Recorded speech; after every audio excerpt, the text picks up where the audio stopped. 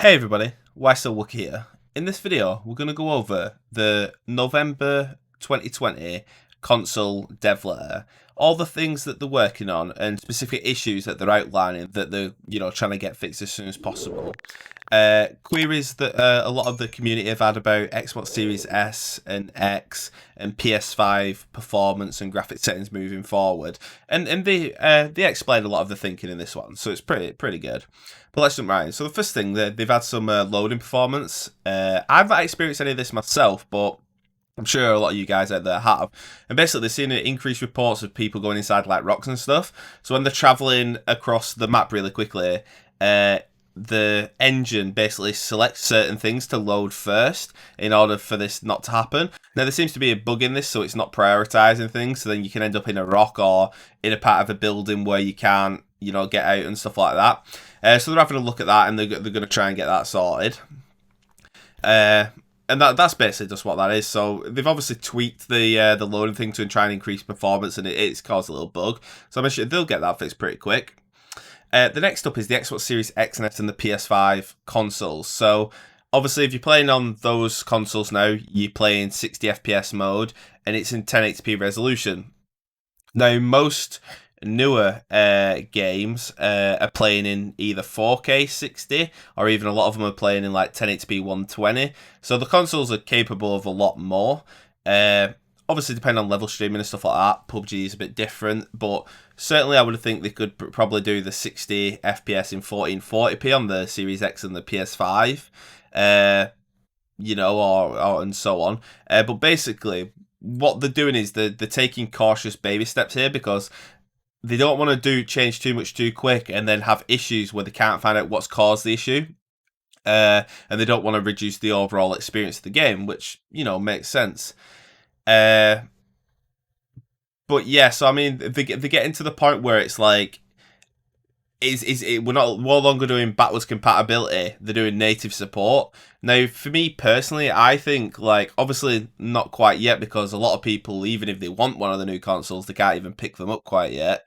But eventually it's going to get to the point that unless they want to release a PUBG 2, a completely new engine, just for the next gen consoles, then if they want to keep working on PUBG as like a game as a service and keep it going for years and years, at a certain point, they're going to have to just like be like, yeah, sorry, but as of season 14, we're no longer going to be supporting the Xbox One and the PS4. Otherwise, those consoles to a certain point are going to hold back eventually. I mean, the Xbox One came out in 2013. That's a 7-year-old console already. Now, people who play on that consoles have uncountable issues. They don't learn into matches quick enough. They're halfway across the plane. It stutters. There's frame drops. It's a lot of the time it's unplayable. It crashes. Now on my Xbox Series X, I've not had really any problems. The only problem that I do have is when I'm trying to change my outfit. I think they need to do a bit of optimization there because I've got so many items because I've been playing PUBG since like day one on the console. It doesn't load them very quickly, and then a lot of the time it crashes in the menu. But in terms of in actual games, I've not crashed on PUBG like playing a match since I've had my new console. I load into the game about 2 minutes before it starts. I've not had any really frame drops while in gunfights or driving or anything like that. So I mean, it's playing well. But I mean, if they're going to want to keep adding more and more things, more and more complex maps, wanting to increase the graphics and stuff like this, then at a certain point, I feel like they're just going to have to like stop supporting the other stuff. Now, obviously, I don't think that's like even a year away, 6 months away, because like I said, a lot of people couldn't even get one of these consoles right now if they wanted to. So cutting those people off now would basically kill the game because there's only a fraction of the players that have these new consoles, and not all of them will want him to be playing PUBG. So yeah, I mean, they're gonna have to make that decision at some point. I think personally the best option, maybe in a year or two, would be to release PUBG 2. The next gen console been out for a while. They'll have had enough time to like work with them. New engine, great graphics, new stuff, and maybe some way to port over the existing content, but like refresh it for PUBG 2, and then add maybe another map or so. I think that'd be really good. But they do say that they're not calling it a day after increasing the frame rate for the Xbox Series X. They want improved resolution anti-aliasing. These topics are discussed internal almost all the time. The impact is basically like, especially the resolution. They want to be able to do it without it impacting performance, which I agree with. There's no point banging it up to 4040p or 4K if then it drops the FPS down to like 30 or below, because that would be terrible. I'd much rather have the 60 FPS in 1080.